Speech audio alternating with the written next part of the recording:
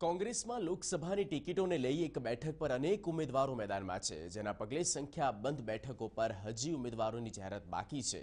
કોંગ્રેસે જાહેર થઈ ગયેલા ઉમેદવારોને હવે મેન્ડેટ આપવાનું પણ શરૂ કર્યું છે। કોંગ્રેસના ઉમેદવારોમાં ખાનગી સ્થળે મેન્ડેટ આપવામાં આવી રહ્યા છે। કોંગ્રેસમાં વિખવાદ ટાળવા માટે ખાનગી જગ્યાએથી મેન્ડેટનું વિતરણ પણ કરવામાં આવી રહ્યું છે।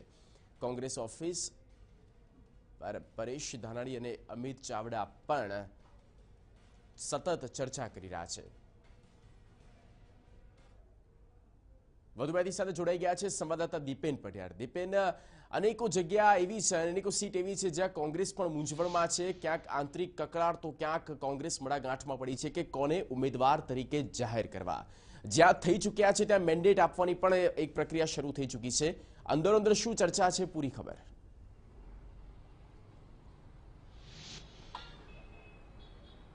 બિલકુલ જગદીશ, કોંગ્રેસે જે 14 બેઠકો ઉપર લોકસભાના ઉમેદવારો જાહેર કર્યા છે તે ઉમેદવારોને કોંગ્રેસે વિધિવત મેન્ડેટ આપવાની શરૂઆત કરી દીધી છે।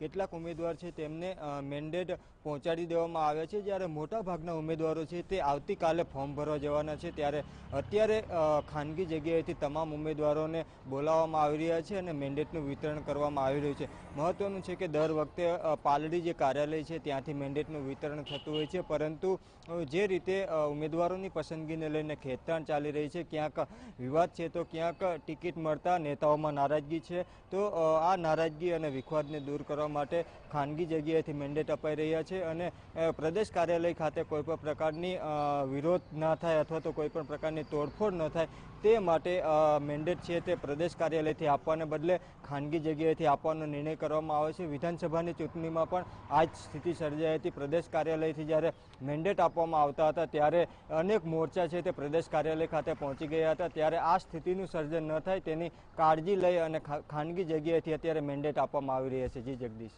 બિલકુલ દીપેન, આભાર આ તમામ માહિતીની પૂરી અપડેટ આપવા બદલ। તો પાલડી કાર્યાલય ખાતેથી મેન્ડેટ આપવામાં આવતા હોય છે, પણ ક્યાંક ખાનગી રીતે પણ આપવામાં આવી રહ્યા છે, કારણ કે કોઈ ઇન્ટરનલ ઇશ્યુઝ જે છે તે બહાર ના આવે, આંતરિક વિખવાદ જે છે તે સામે ઉજાગર ન થાય।